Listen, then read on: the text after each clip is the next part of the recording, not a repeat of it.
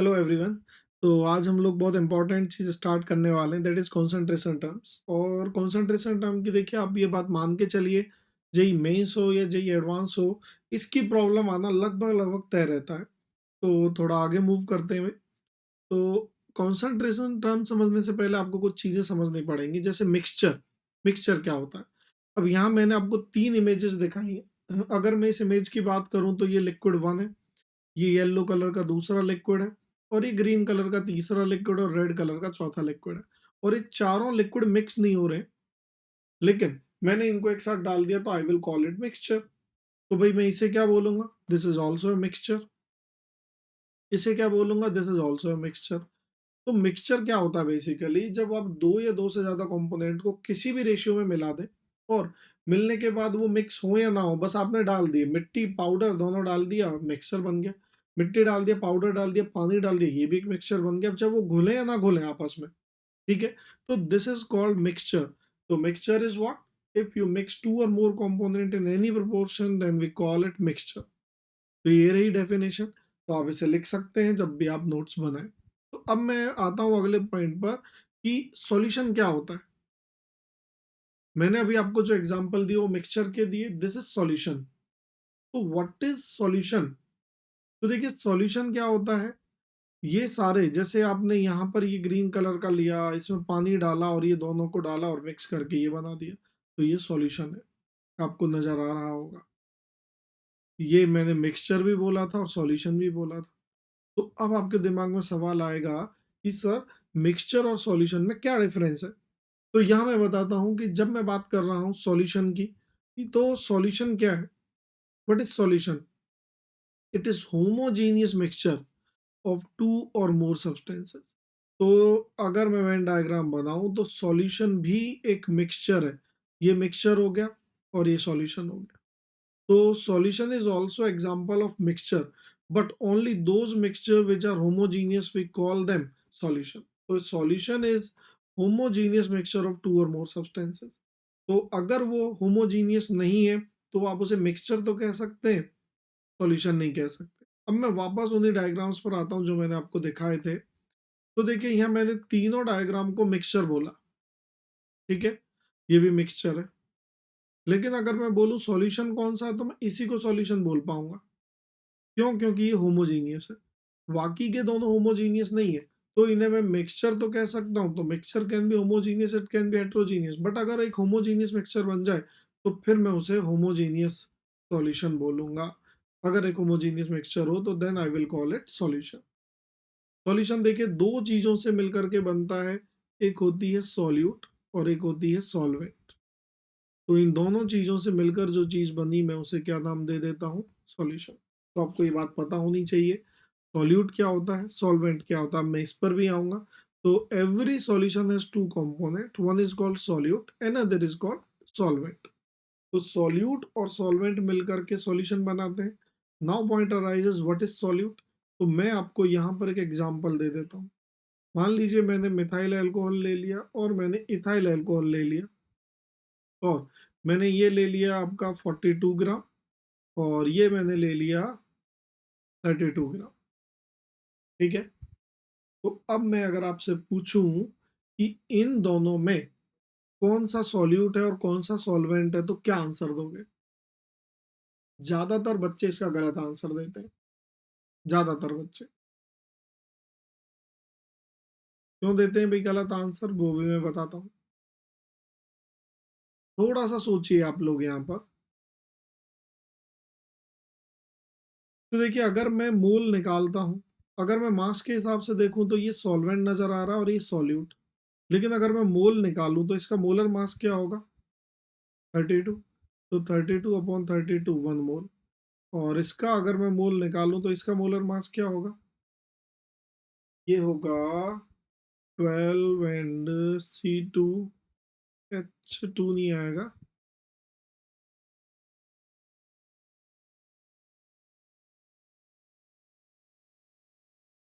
H5 आएगा। तो ये 46 हो जाएगा। अब मैं देखूंगा ये लेस देन 1 आएगा। मान लो ये 0.8 आ गया, 0.9 आ गया। तो मेरा यहाँ सवाल क्या है कि अगर मैं मास देखूँ तो मास के हिसाब से ये ज़्यादा है, बट अगर मैं मोल देखूँ तो ये ज़्यादा है। तो विद रिस्पेक्ट टू मोल जो चीज़ ज़्यादा है, उसे मैं बोलूँगा सॉल्वेंट, और विद रिस्पेक्ट टू मोल जो चीज़ कम है, उसे मैं बोलूँगा सॉल्यूट।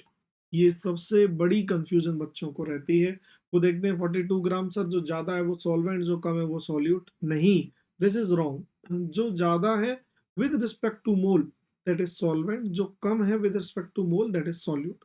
सॉल्यूट और सॉल्वेंट दोनों मिलकर के क्या बना रहे हैं? सॉल्यूशन। अब आपको पॉइंट क्लियर हो गया है। तो यहाँ मैंने बताया, a substance which is present in greatest quantity with respect to mole is usually called solvent, and the other substance which are present are called solutes. They are said to be dissolved in the solvent.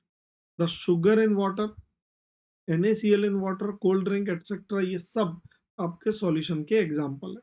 अब मैं next point पर बढ़ता हूँ।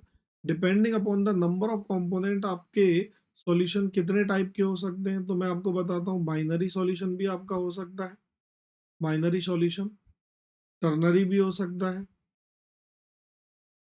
Ternary solution, और quaternary भी हो सकता है।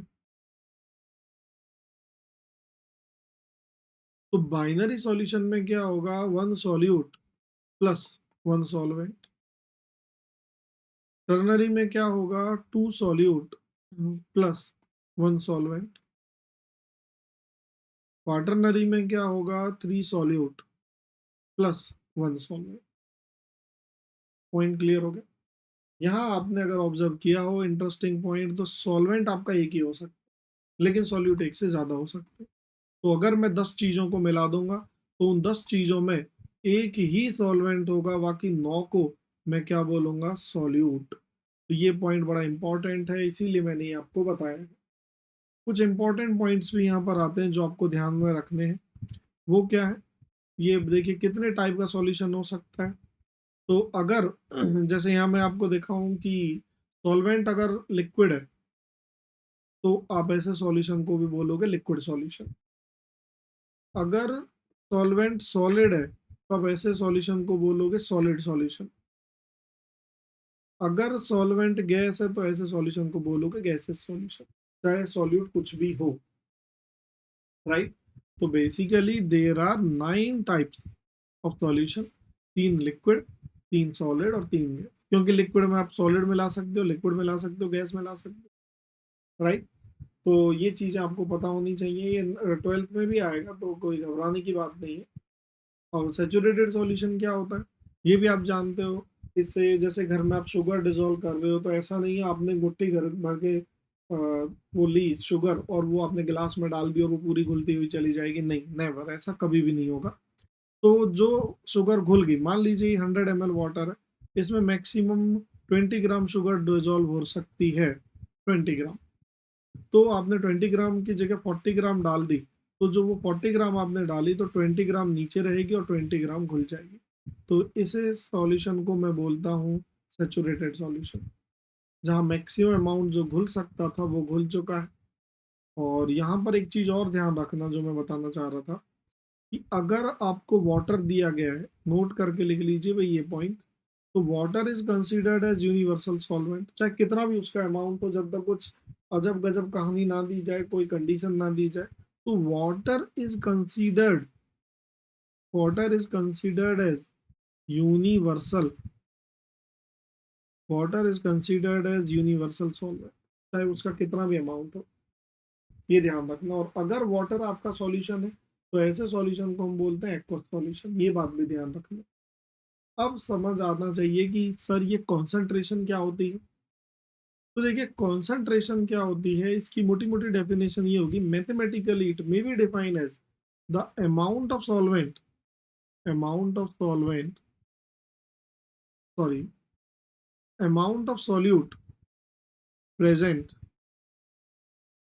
पर यूनिट अमाउंट ऑफ सॉल्वेंट और सॉल्यूशन। तो देखिए मैथमेटिकली अगर मैं कॉन्सेंट्रेशन की बात करूं, तो वो क्या है?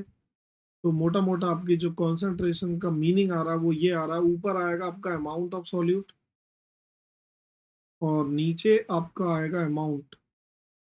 किसका अमाउंट?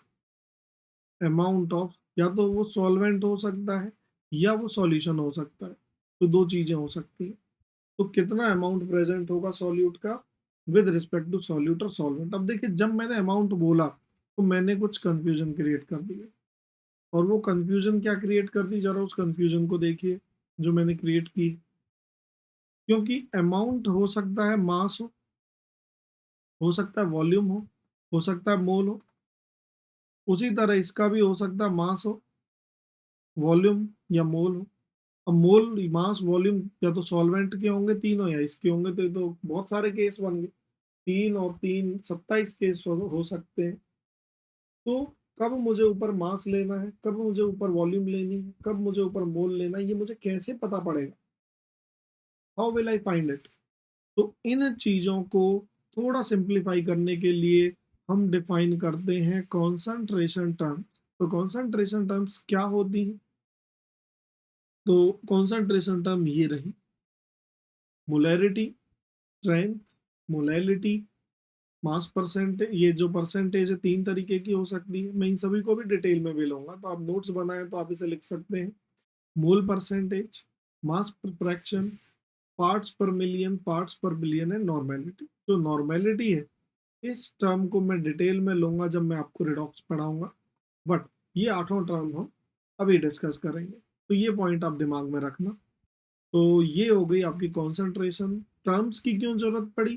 टर्म्स की ज़रूरत इसलिए पड़ी, अब मुझे क्या पता कि ऊपर मास आएगा, ऊपर वॉल्यूम आएगी या मोल आएँगे। तो ये आपको मोलैरिटी है तो अलग चीज़ होगी, मोलैलिटी है तो अलग चीज़ होगी। अब ये चीज़ें आपको सारी मैं समझाऊँगा। लेकिन उससे पहले कुछ कन्वेंशंस हम ले लेते हैं। इन कन्वेंशंस को मैं through out the topic use करने वाला हूँ। तो वो कन्वेंशन कौन-सी है ज़रा वो सुन लीजिए। मैं सॉल्वेंट के लिए यूज़ करूँगा ए, और अगर मैं बी यूज़ कर रहा हूँ तो वो मैं सॉल्यूट के लिए करूँगा, और अगर मैं एस यूज़ कर रहा हूँ तो वो मैं सॉल्यूशन के लिए करूँगा। ठीक है? फॉर एग्ज़ाम्पल, अगर मैंने बोला डब्ल्यू ए, तो इसका मतलब हो गया वेट ऑफ सॉल्वेंट। अगर मैंने बोला डब्ल्यू बी, तो इसका मतलब हो गया वेट ऑफ सॉल्यूट। अगर मैंने बोला डब्ल्यू एस, तो इसका मतलब हो गया वेट ऑफ सॉल्यूशन। इतना हो गया। तो उसी तरह अगर मैं बोलता हूँ एन बी, एन बी का मतलब क्या हो गया? Moles of solute. सिमिलरली अगर मैं बोलूँ Na, तो Na का क्या मतलब हो जाएगा? Moles of solvent. अगर मैं बोलूँ Vs, तो Vs क्या हो जाएगा? वॉल्यूम ऑफ, S बोले तो सॉल्यूशन। तो ये चीज़ें अब आपको दिमाग में रखनी है, क्योंकि थ्रू आउट द टॉपिक अब मैं इन्हीं कन्वेंशंस को यूज़ करने वाला हूँ, राइट? चलिए आगे बढ़ते हैं। तो अगला मेरा पॉइंट है मोलैरिटी, पहली टर्म। तो मोलैरिटी क्या होता है? डेफिनेशन है ये इसकी: number of moles of solute present per litre of solution is known as molarity. Formula क्या आ जाएगा? Moles of solute present per litre of solution, तो वॉल्यूम सॉल्यूशन में होनी चाहिए, होगी मोलैरिटी। फिर ऐसा भी हो सकता है कि जो वॉल्यूम है वो एमएल में दे रखी हो, तो अगर वॉल्यूम एमएल में दे रखी है भाई, अगर वॉल्यूम एमएल में दे रखी है तो 1000 से डिवाइड कर दो, लीटर में हो जाएगी। तो आप ज़्यादातर ये वाला फ़ॉर्मूला ही पाते हैं, तो वॉल्यूम ऑफ सॉल्यूशन अगर एमएल में है, तो आप उसे 1000 से मल्टीप्लाई कर दें, और इसे हम कैपिटल एम से डिनोट करते हैं। इसकी यूनिट्स की अगर मैं बात करूँ, कैपिटल एम या फिर मोल पर लीटर, ये ध्यान रखना। नॉर्मली हम कैपिटल एम से ही कर देते हैं। तो number of moles of solute present per litre of, एक minute, present per litre of solution is known as molarity. अच्छा एक बात और, जैसे अगर मैंने बोला 1 मीटर, अगर मैं उसे 1000 से मल्टीप्लाई कर दूँ तो 1000 मिलीमीटर हो जाता है। तो उसी तरह अगर मैं मोल को 1000 से मल्टीप्लाई कर दूँ, तो वो क्या हो जाता है? मोल को अगर मैंने 1000 से मल्टीप्लाई किया, 1 मिनट, तो वो हो जाएगा मिलीमोल। तो अगर मैंने Nb इंटू 1000 लिखा, तो it will B millimole of solute. ये पॉइंट क्लियर है? ये तो मैं मोलैरिटी क्या कह सकता हूँ भाई? Nb over volume of solution in litre, या फिर N B over volume of solution in M L. तो फिर ये मुझे 1000 से मल्टीप्लाई करना पड़ेगा। और एनबी इंटू 1000 को I can write millimole of solute divided by volume of solution in ml। तो ये मेरा रिलेशनशिप आ गया भाई, इसे बॉक्स में बंद कर देते। तो यहीं से अब अगर मैं मोलरिटी को इससे मल्टीप्लाई कर देता हूँ, तो देखिए अगर आपको मोल्स ऑफ सॉल्यूट चाहिए, मोल्स ऑफ सॉल्यूट, तो आप क्या करेंगे, molarity into volume of solution in litre. अगर आपको मिलीमोल चाहिए, मिलीमोल ऑफ सॉल्यूट, तो ये क्या होगा, molarity into volume of solution in ml। तो अगर आपने वॉल्यूम को ml में मल्टीप्लाई किया है तो यू विल गेट मिलीमोल, अगर वॉल्यूम को लीटर में मल्टीप्लाई किया है तो you will gate moles, right. चलिए आगे बढ़ते हैं। तो यहीं पर फॉर एग्जांपल अगर मैं आपसे कहता हूँ कैलकुलेट मिलीमोल ऑफ सॉल्यूट, तो आपको पहले तो दिया कैसे जाएगा, ऐसे दिया जाएगा 100 ml 1 मोलर HNO3। आपको ऐसे भी दिया जा सकता है 2 लीटर 0.1 मोलर NaCl। तो ये जो 1.1 मोलर है ये विद रिस्पेक्ट टू सॉल्यूट है, तो यहाँ पर NaCl आपका सॉल्यूट है। सॉल्वेंट कुछ भी नहीं है तो नॉर्मली वो वाटर ही होता है, ये एक्वस सॉल्यूशन में ही तैयार किए जाते हैं, ठीक है। अगर मैंने कहा 4 लीटर 2 मोलर HCl, तो आप इनके मिलीमोल कैसे निकालेंगे, मैंने मिलीमोल ऑफ सॉल्यूट पूछा, इससे और इसे मल्टीप्लाई करो, तो यहाँ तो सीधे 100 मिलीमोल आ गए। बट यहाँ वॉल्यूम लीटर में है, अगर इन दोनों को करोगे तो क्या होगा, 0.2 मोल NaCl। 1000 से अगर मल्टीप्लाई करोगे तो क्या होगा, 200 मिलीमोल NaCl। तो आंसर विल बी दिस। तो यहाँ भी ये लीटर में, लीटर इंटू 2 करोगे तो क्या होगा, 8 मोल HCl। और अगर आप 1000 से मल्टीप्लाई करोगे तो 8000 मिलीमोल HCl। तो इस तरीके से आपको करना है, राइट।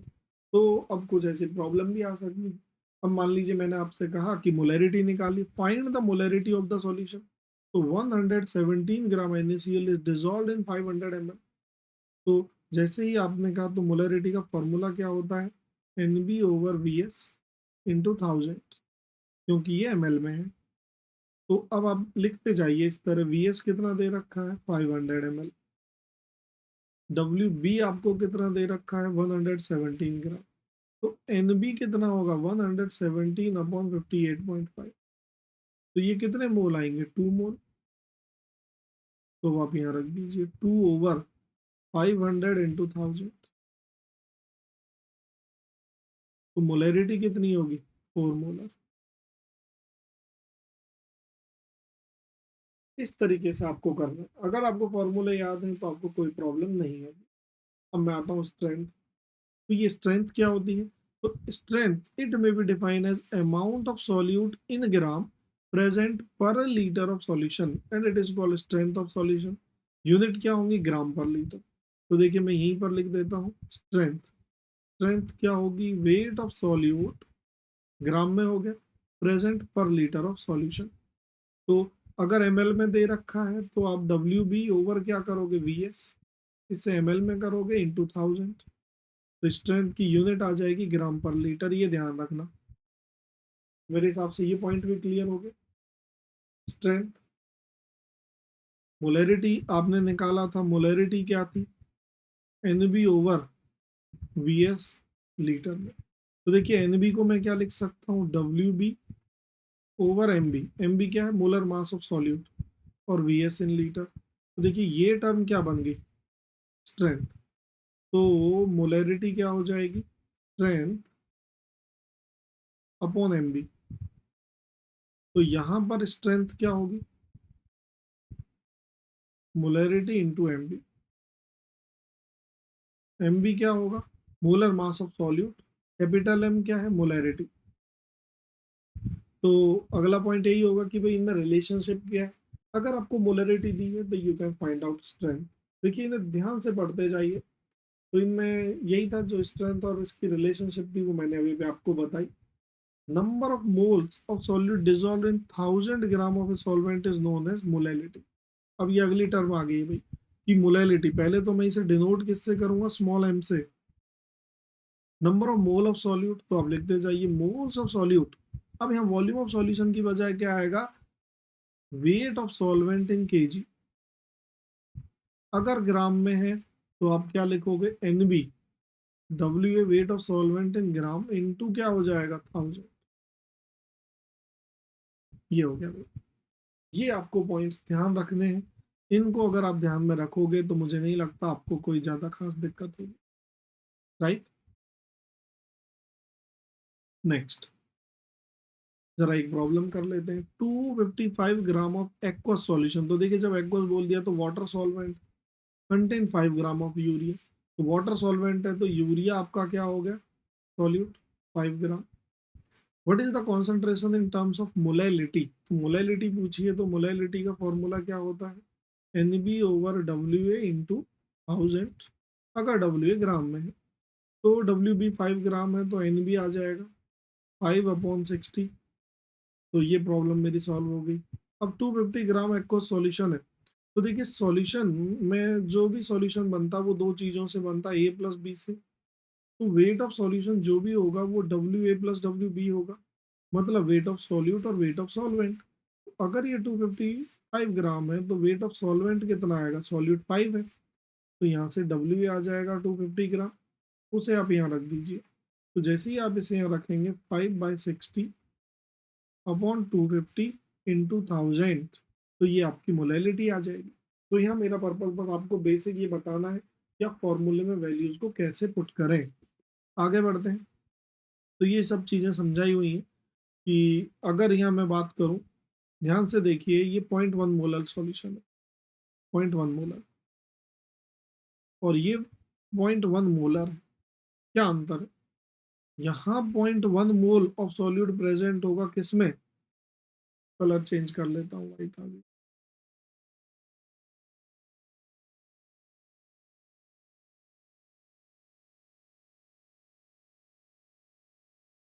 यहाँ 0.1 मोल प्रेजेंट होगा 1000 ग्राम सॉल्वेंट में, और यहाँ जो आपका सॉल्यूशन है वो 1000 ml ही होगा, वो भी सॉल्यूशन।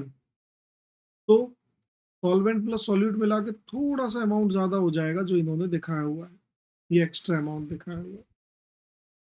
समझ आए। तो यही बता रखा है कि यहाँ वॉल्यूम ऑफ सॉल्यूशन 1 लीटर है, और यहाँ वॉल्यूम ऑफ सॉल्यूशन 1 लीटर से ज्यादा होगी क्योंकि सॉल्वेंट यानी जो वाटर है वही 1 लीटर है, तो थोड़ा बहुत भी आप सॉल्यूट मिलाओगे तो अमाउंट बढ़ ही जाएगा। तो ये चीजें हैं। आगे बढ़ते हैं। Percentage concentration term. तो देखिए परसेंटेज कॉन्सेंट्रेशन टर्म तीन तरीके की होती है, W by W, wait by wait percentage जैसे बोला जाता है, weight by volume, volume by volume. तो अगर मैं इसमें बात करूं तो डब्ल्यू बाय डब्ल्यू का मतलब है W B over W S into 100, तो वेट परसेंट आ जाएगी। W B over V S into 100, और यहाँ पर V B over V S into 100। यहाँ बस मैं मोटा मोटा ये बताना चाहता हूँ, जो डिनोमिनेटर वाली टर्म है ऊपर, सॉरी न्यूमरेटर वाली जो टर्म है वो सॉल्यूट होगी, और नीचे वाली टर्म सॉल्यूशन होगी। तो जब मैं डब्ल्यू बाय डब्ल्यू कह रहा हूँ तो ये सॉल्यूशन है और ये सॉल्यूट है। मैं डब्ल्यू बाय वी कह रहा हूँ तो ये सॉल्यूट है, ये सॉल्यूशन है। नीचे हमेशा सॉल्यूशन आएगा। राइट। तो इससे खास हेल्प नहीं मिलती, आपको इसका मीनिंग पता होना चाहिए। तो आप बोलोगे सर मीनिंग कैसे पता होना चाहिए।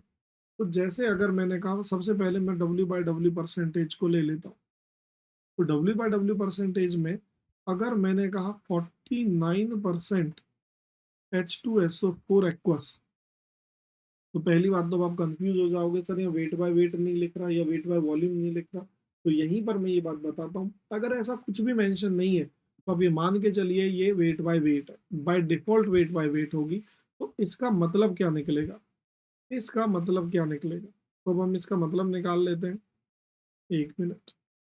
इसका मतलब ये निकलेगा कि 49 ग्राम H2SO4 is present in what, 100 gram of solution, 100 gram of solution. Right. अब ऐसे लिखने से क्या फायदा होगा, आपके पास डब्ल्यू बी आ गया 49 ग्राम,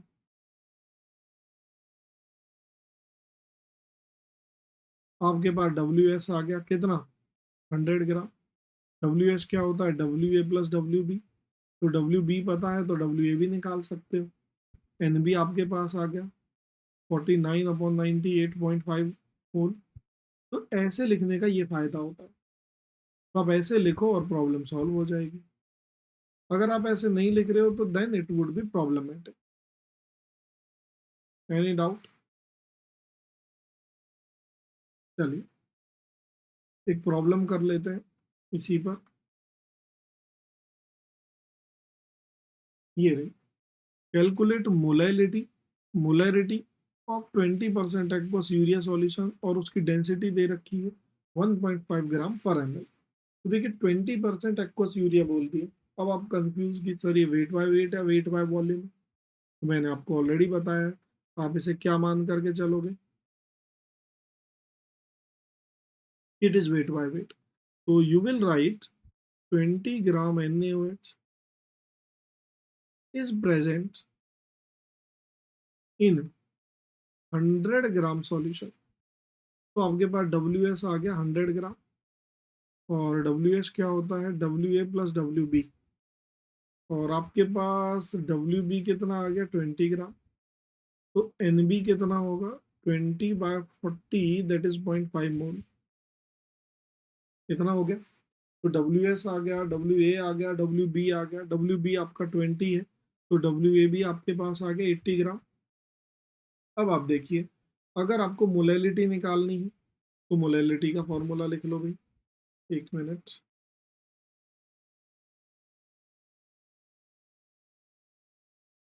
मोलैलिटी का फॉर्मूला क्या होगा?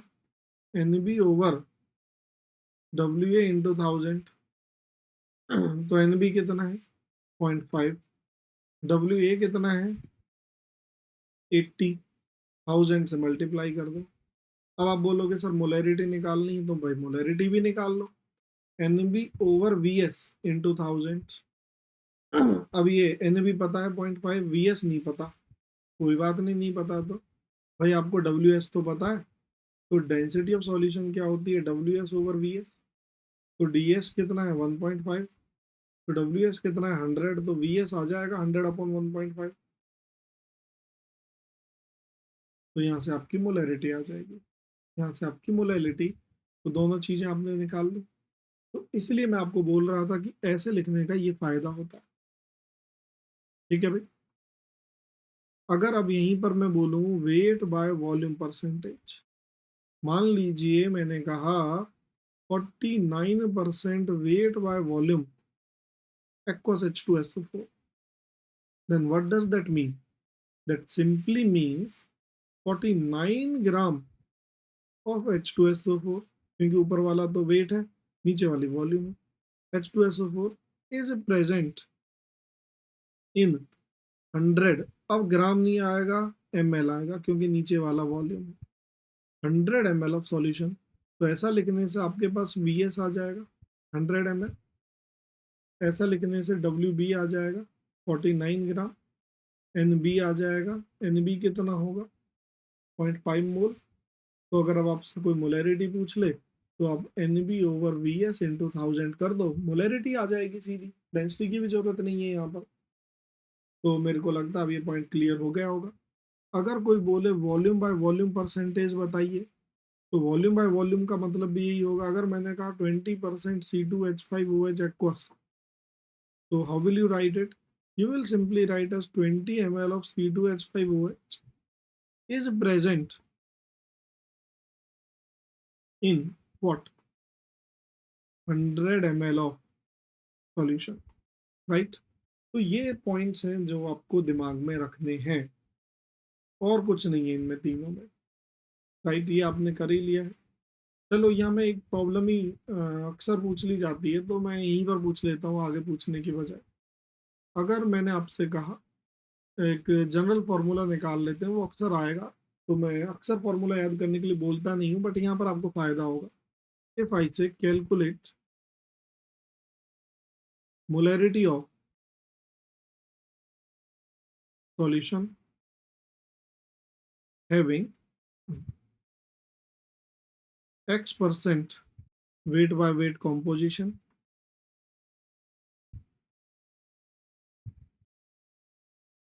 एक मिनट यार, पहुंच गया। just a minute. Weight x% weight by weight composition, and density of solution is ds, density of solution gram per ml, and molar mass of solute is m. तो निकालना भाई जरा, क्योंकि ये बहुत बार ये प्रॉब्लम आएगी और आप लोग अक्सर इस प्रॉब्लम में फंस जाओगे। तो मेरे दिमाग में आए सही ले लेते हैं भाई पहले। Molarity of solution having x% weight by weight composition and density of solution is ds ग्राम पर ml, और mb molar mass of solute आपको m दिया हुआ है। तो how will you solve it? थोड़ा सा इसे ट्राई कीजिए।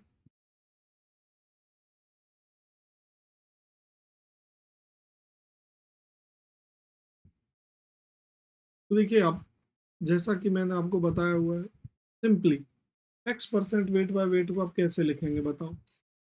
x% weight by weight, simply you will write it as x gram of solute is present in 100 gram of solution. ऐसे लिखते ही आपके पास डेटा आने लगता है। अब मान लीजिए आप निकालना चाहते हो मोलैरिटी, तो मोलैरिटी होगा NB ओवर VS इंटू 1000, ये ml में है। तो आप डेटा को लिखते जाइए, WB कितना है x ग्राम, तो NB कितना है x अपॉन m। फिर आप बोलोगे WS कितना है 100 ग्राम, तो मुझे तो VS चाहिए, तो DS क्या होता है WS ओवर VS। तो आप इसे 100 रख दीजिए, तो VS कितना आ जाएगा 100 over DS, density of solution. और आपके मोल ऑफ सॉल्यूट भी आ गया x अपॉन m। मेरे हिसाब से या मोलरिटी का जब आप फॉर्मूला लिखेंगे तो NB की जगह आप लिख दीजिए x over m 100 into DS, तो ये गया। तो देखिए मोलरिटी का एकदम सिंपल फॉर्मूला आ गया 10dx अपॉन m। तो ये चीज़ आप ध्यान रखना, क्योंकि अक्सर आपको वेट बाय वेट ये दे दी जाती है और आप सोचते हो कि बार बार इसे लिखोगे तो 10dx बाय, वैसे मैं बोलता नहीं हूँ, याद करो। कर सकते हो तो ठीक है, या मोलर मास ऑफ सॉल्यूट लिख लो, डेंसिटी ऑफ सॉल्यूशन, तो ये कर लोगे तो आप सीधा, आपको अगर वेट बाय वेट परसेंटेज भी गिवन है तो you can directly find out molarity, right. चलिए आगे बढ़ते हैं। मोल फ्रैक्शन क्या होता है? देखिए आप फ्रैक्शन का मीनिंग समझिए, मोल फ्रैक्शन पे मत जाइए। फ्रैक्शन का मीनिंग क्या है? जैसे दो लोग हैं, उन्होंने बिजनेस किया ए और बी, इसने 2 लाख रुपए मिलाए और इसने 3 लाख मिलाए। तो मैं बोलूँ यार ए का कितना हिस्सा है, तो आप बोलोगे 2/5, और बी का कितना 3/5, तो ये 0.6 आएगा, ये 0.4 आएगा। तो परसेंटेज की टर्म में बोलूँ तो 40% आएगा, ये 60% आएगा। फ्रैक्शन की टर्म में 0.4 आ रहा है। तो फ्रैक्शन और परसेंटेज में यही अंतर है कि फ्रैक्शन 1 पर कैलकुलेट होता है और परसेंटेज 100 पे कैलकुलेट होती है। तो जब मैं कह रहा हूँ mole fraction, what does that mean? तो मोल फ्रैक्शन में भी क्या होता है, जब आपका एक सॉल्यूशन बना तो वो सॉल्यूट और सॉल्वेंट से बनता है। तो अगर इसे काई बोलते हैं, मोल फ्रैक्शन ऑफ ए बोलूंगा तो mole of A upon total mole. Mole mole fraction of B क्या होगा, mole of B upon total mole. होगी प्रॉब्लम सॉल्व। तो अगर आप chi A plus chi B को ऐड करोगे तो यू विल गेट 1।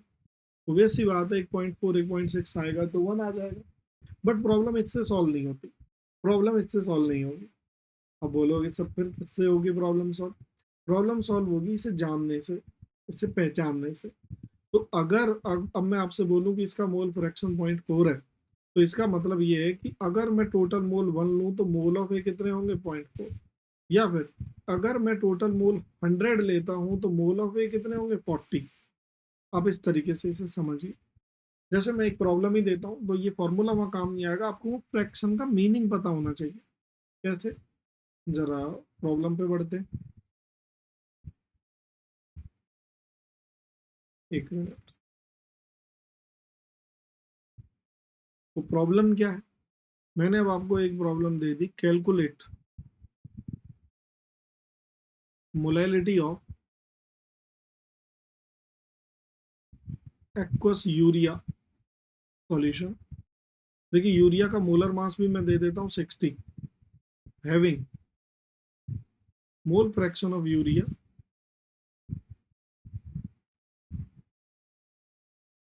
0.2। अब मैंने आपको मोल फ्रैक्शन 0.2 दे दिया और मोलैलिटी पूछ ली। अब फंस जाओगे सर, इसके लिए तो कोई फॉर्मूला जी कुछ नहीं चाहिए, आपका बेसिक क्लियर चाहिए। करो जरा ट्राई। अगर आपका बेसिक क्लियर है तो मुझे नहीं लगता आपको कोई भी प्रॉब्लम इसमें आएगी।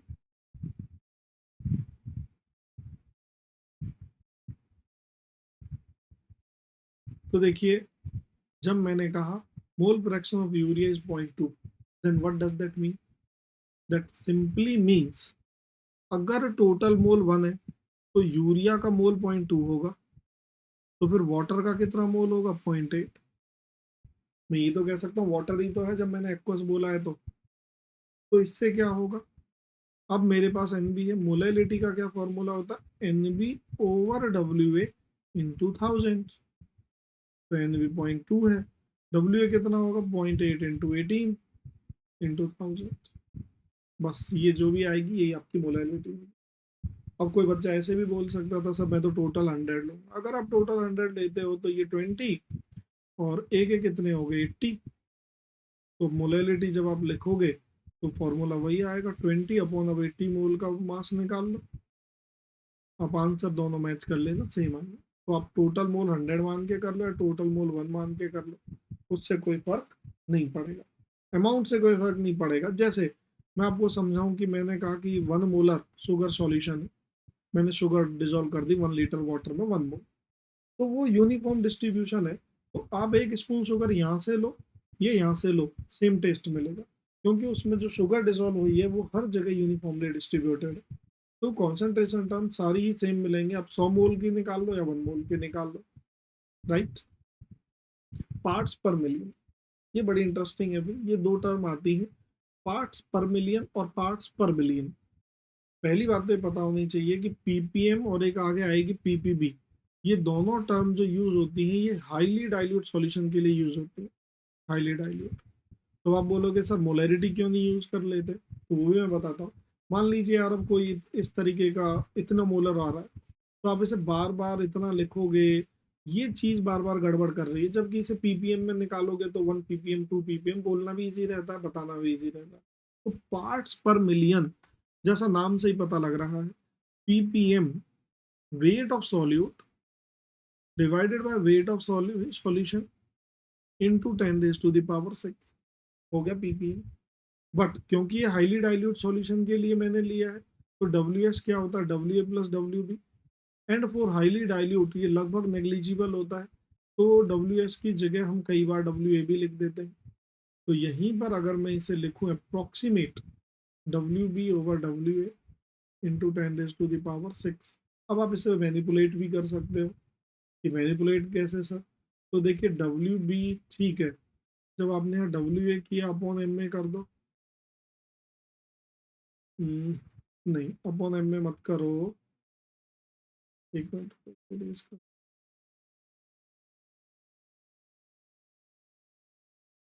दोबारा से मैं बताता हूँ।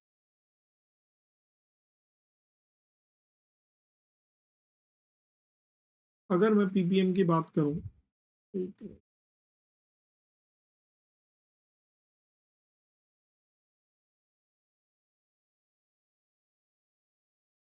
Ppm it will be W B over W S into this, क्योंकि हाईली डाइल्यूट है तो अभी भी मैंने बताया you can write it W W A. अब इसे कई बार मैनिपुलेट भी हम लोग कर देते हैं। जब मैंने लिखा W B over W A into 10⁻⁶, तो मैं इसे क्या करता हूँ? W B M B W A M A से मल्टीप्लाई, इसे 6 को लिख देता हूँ ऐसे। अब देखिए इससे क्या हुआ, ये टर्म होगी एन बी, एन बी ये हो गया W A 1000 M A into 1000, तो ये क्या होगी? It is molality into M A into 1000। M A क्या है? Molar mass of solvent. तो आप इससे मोलैलिटी भी डायरेक्ट निकाल सकते हैं, बट ये अप्रॉक्सीमेट रिलेशनशिप है, लेकिन कोई फ़र्क नहीं पड़ेगा। तो ये तो होगी फ़ॉर्मूले की बात, बट आपको ये भी पता होना चाहिए कि 1 पीपीएम का मीनिंग क्या है? 1 पीपीएम का मीनिंग क्या है? ज़रा वो भी देख लीजिए भई। कोई बच्चे को पता है अगर मैं बोलूँ 1 PPM CaCO3 then what does that mean? तो देखिए 1 पीपीएम, मान लीजिए मैंने NaOH बोला, तो what does that mean? It means 1 gram of NaOH is present in 10 raise to the power 6 gram of solution. तो ऐसा लिखते ही आपको WS मिल जाएगा, ऐसा लिखते ही आपको WB मिल जाएगा। तो आपको ना इन सब के मीनिंग ज़रूर पता होने चाहिए। 1 पीपीएम, राइट? नॉर्मैलिटी मैंने बोला था हम बाद में करेंगे, तो पीपीबी हो गया है, सॉरी पीपीएम में मैंने पीपीबी में वो कर दिया था, तो वो पीपीएम था। और अगर पीपीबी है, तो पीपीबी मैं यहीं पर बता देता हूँ, पीपीबी, वो भी हाइली डाइल्यूट के लिए ही होगा। तो उसमें भी आपका क्या होगा? WB over WS into 10 raise to the power 8। तो आप इसे भी फर्दर कर सकते हैं, approximate WB over WA into 10 raise to the power 8, right? और इतना करने के बाद आप दोबारा मोलैलिटी M में 10 रेज़ टू द पावर 5, तो आपको कोई प्रॉब्लम नहीं होगी। तो 1 पीपीबी का मतलब भी आपको पता होना चाहिए। नॉर्मैलिटी मैंने बोला था हम बाद में लेंगे, क्योंकि इक्विवेलेंट अभी मैं सिखाता नहीं। तो ये कन्वर्जन की कुछ प्रॉब्लम आती है जिसमें आप मोलैरिटी को मोलैलिटी में कन्वर्ट कर सकें एंड वाइस वर्सा। बट ये आप तभी कर पाओगे तब आपको ना कुछ बेसिक चीज़ें पता हो। अब बेसिक चीज़ कैसे भी? तो ज़रा बेसिक चीज़ के बारे में जो मैं बात कर रहा हूँ वो ये है कि अगर मैं कहता हूँ 1 मोलर, तो आपको इसका मीनिंग पता होना चाहिए। इसका मीनिंग होता है कि 1 मोल सॉल्यूट, चाहे वो HCl हो चाहे NaCl हो, is present in 1000 ml of solution या 1 लीटर ऑफ सॉल्यूशन, ठीक है?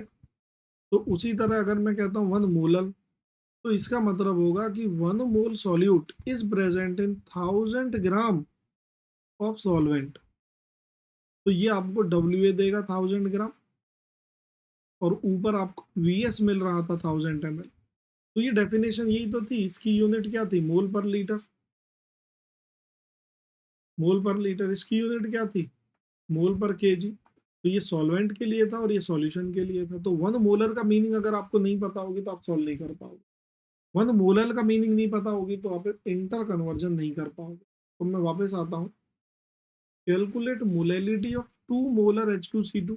अब देखिए जब 2 मोलर कहा तो आप इसे कैसे लिखोगे? 2 mole H2C2O4 are present in 1000 gram of solution. तो जैसे ही मैंने ऐसे कहा तो NB कितना होगा? 2। वॉल्यूम ऑफ सॉल्यूशन कितनी होगी? 1000 ग्राम। तो WB कितना होगा? 2 into 90, that is 180 gram, right? तो ये आपको VS मिल गया, ये WB मिल गया। अब मैंने कहा मोलैलिटी, तो मोलैलिटी का क्या फॉर्मूला होता है? मोलैलिटी का फॉर्मूला होता है NB ओवर WA इंटू 1000। तो NB तो मेरे पास है 2, WA अगर मिल जाए तो मेरी प्रॉब्लम सॉल्व हो जाए, बट मेरे पास VS है, तो WS क्या होगा? DS into VS, that is 1180। और ये क्या होगा? WA प्लस WB, WB 180 है, तो WA आ जाएगा यहाँ से, और WA कितना आ जाएगा? 1000 ग्राम। तो अगर WA 1000 ग्राम आ गया तो मेरी मोलैलिटी कितनी आ गई? 2। समझे? तो मेरे को ये बात पता होनी चाहिए कि 2 मोल पर लीटर, मैंने यहाँ गलत लिखा है, ग्राम नहीं आएगा, 1000 ml ऑफ सॉल्यूशन। वॉल्यूम है तो इसकी यूनिट ml में होती है। इट वॉज रॉन्ग, ठीक है भाई। चलिए अब उल्टा भी आ सकता है। उल्टा कैसे? ये तो मैंने आपको करा दी है प्रॉब्लम।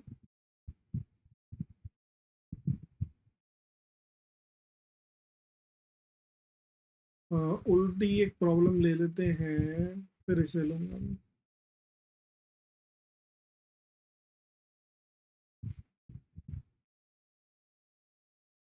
अब अगर मैंने कहा आपसे कि एक सॉल्यूशन है 2 मोलर NaOH, इसकी डेंसिटी है 2 ग्राम पर ml। अब आप इसकी मोलैरिटी मुझे बताओ, तो कैसे करोगे? 2 मोलर है और मैंने मोलैरिटी पूछ ली, डेंसिटी ऑफ सॉल्यूशन दे दी, तो आप इसे करोगे कैसे? एक्वस सॉल्यूशन है, तो 2 मोलर का मीनिंग क्या है? सबसे पहले तो वही पता होनी चाहिए कि 2 mole of solute are present in 1000 gram of solvent. तो देखिए डब्ल्यू ए मिल गया 1000 ग्राम,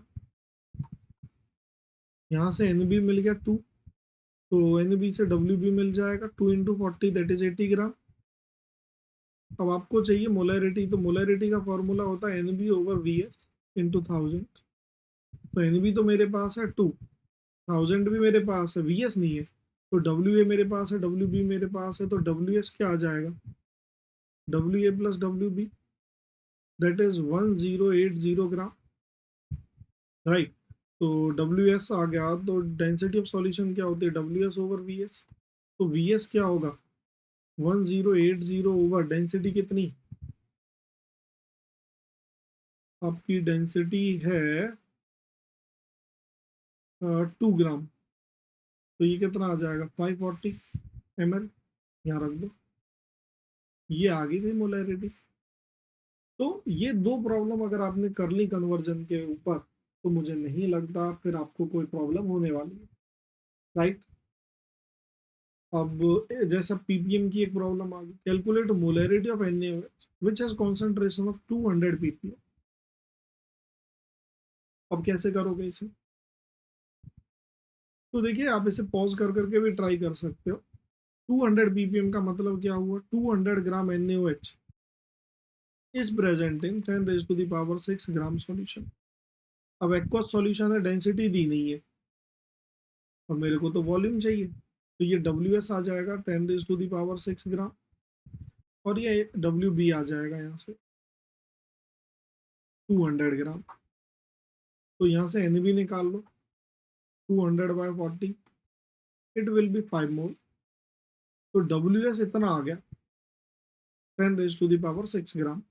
तो मोलैरिटी क्या होगी? N B over V S into 1000।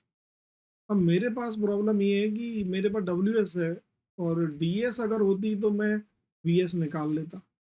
तो देखिए जब एक्वस सॉल्यूशन है, तो ये ध्यान रखना वाटर की जो डेंसिटी है वो 1 ग्राम पर ml है, और ये हाईली डाइल्यूट सॉल्यूशन होता है। आप देखिए इतने सारे में सिर्फ 200 ग्राम NaOH है, तो आप इसकी डेंसिटी 1 ही मान लीजिए, क्योंकि ये नेग्लिजिबल है। 1 लाख ग्राम में सिर्फ 200 ग्राम, मतलब 1 लाख रुपए में 200 रुपए ही इसके, तो नेग्लेक्ट कर दो 200 रुपए को।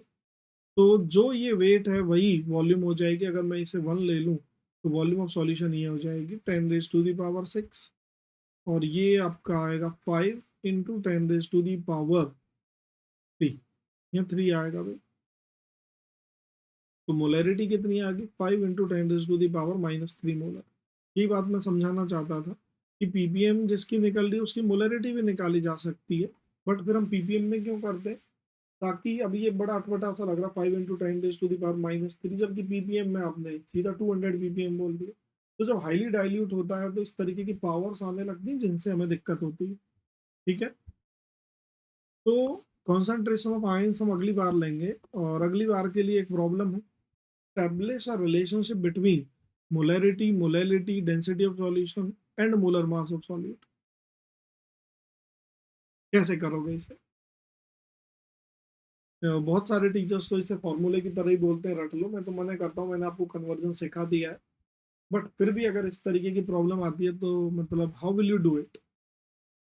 तो देखिए उस प्रॉब्लम को करने का मतलब मोलैरिटी एन बी, एक ही सॉल्यूशन की निकालनी है, तो वी एस मान लीजिए ml में, और मोलैलिटी क्या होगी? N B W A into 1000, ये हो गया। अब आपको इन सब में रिलेशन निकालना है, तो how will you solve it? अच्छा, तो अब एक चीज़ तो क्लियर है कि W A plus W B वो किसके बराबर आएगा, डब्ल्यू एस के। यहाँ तक तो दिक्कत नहीं है। तो डब्ल्यू ए अगर आपको चाहिए तो डब्ल्यू ए क्या आ जाएगा?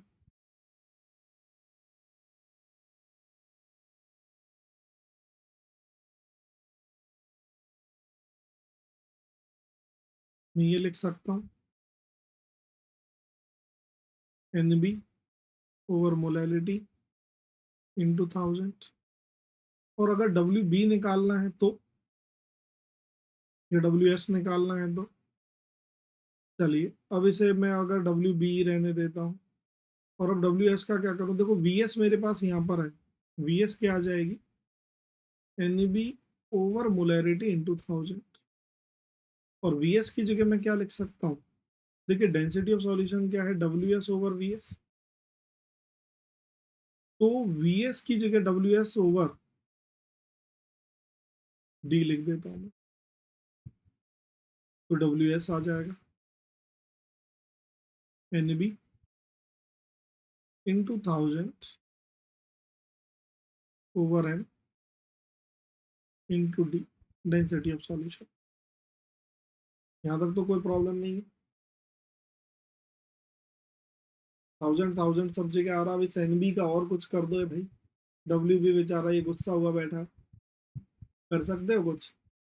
कर सकते हो। देखिए एन बी आपको यहाँ चाहिए ना, तो एन बी को आप क्या लिख सकते हो, W B over M B, M into 1000 plus W B, यहाँ W B over M B 1000 M into D. अब डब्ल्यू बी आपका कॉमन आके कैंसिल हो जाएगा, और अब आपका रिलेशन आ जाएगा, और वो क्या आएगा, 1000 over M B M plus 1, 1000 over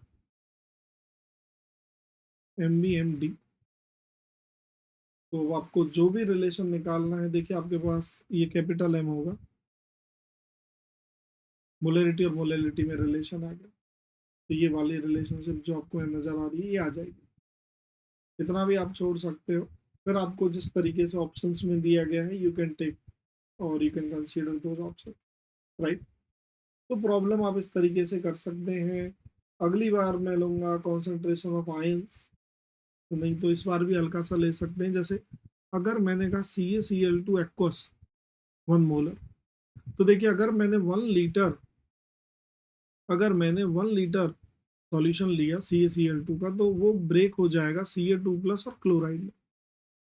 तो ये ब्रेक होकर के क्या देगा, सी ए टू प्लस और 2 Cl माइनस। अगर 1 लीटर लिया, ये 1 मोल था, तो इसका 1 मोल मिलेगा और इसके 2 मोल मिलेंगे। तो 1 लीटर में अब इसका ये 1 मोलर था, तो ये 2 मोलर होगा। उसी तरह अगर AlCl3 के लिए कोई मुझे कहे कि 2 मोलर है, तो वो बेसिकली AlCl3 नहीं होगा, आयन की फॉर्म में ही रहेगा। सॉल्यूशन में एक भी AlCl3 का मॉलिक्यूल नहीं होगा, तो वो ब्रेक हो जाएगा Al3 प्लस और क्लोराइड। तो इसकी कॉन्सेंट्रेशन कितनी होगी, 2 मोलर, और इसकी कितनी होगी, 6 मोलर। समझ आई, क्योंकि ये 3 है। अगर मैंने कहा NaCl, तो जब मैंने NaCl 2 मोलर का, तो सॉल्यूशन में NaCl नहीं होता, सॉल्यूशन में Na प्लस होता है और क्लोराइड होता है। तो अगर ये 2 मोलर है, तो ये भी 2 मोलर होगा, ये भी 2 मोलर होगा, राइट। तो अब आपको ये चीज समझ आ गई होगी। Na3PO4 कहा, 2 मोलर। तो आयन की कॉन्सेंट्रेशन बताओ, तो ये किस में डिसोसिएट होगा, Na प्लस और PO4 3 माइनस में। तो Na+3 × 2 6 मोलर होगा, और ये तो 2 मोलर ही होगा। तो इस तरह आपको आयंस की कॉन्सेंट्रेशन निकालनी आनी चाहिए। तो जो आयनिक कंपाउंड होंगे वहां पर ये आयन की फॉर्म में ही रहते हैं। तो जब मैं CaCl2 एक्वस कहता हूँ, तो एक्चुअली सॉल्यूशन में Ca2 प्लस और Cl रहता है, एक भी CaCl2 का आयन नहीं रहता, राइट। तो हम आगे लेंगे। और अगर आपको आज की क्लास अच्छी लगी है, तो आप इसे लाइक करें, शेयर करें। और अगली क्लास में जाने से पहले मैंने जो ग्रुप पे आपको मॉड्यूल वगैरह शेयर किए हुए हैं, आप वहाँ से इनको प्रैक्टिस करें। जितना भी आज करा है उस सबको प्रैक्टिस करके हैं, क्योंकि ये फिजिकल केमिस्ट्री आपको तभी समझ आएगी जब आप प्रैक्टिस करेंगे। मैं आपको कॉन्सेप्ट बता रहा हूँ, बेसिक यूनिवर्सल तरीके बता रहा हूँ, जो कहीं भी फेल ना हो। तो आज के लिए फिर इतना ही बहुत है।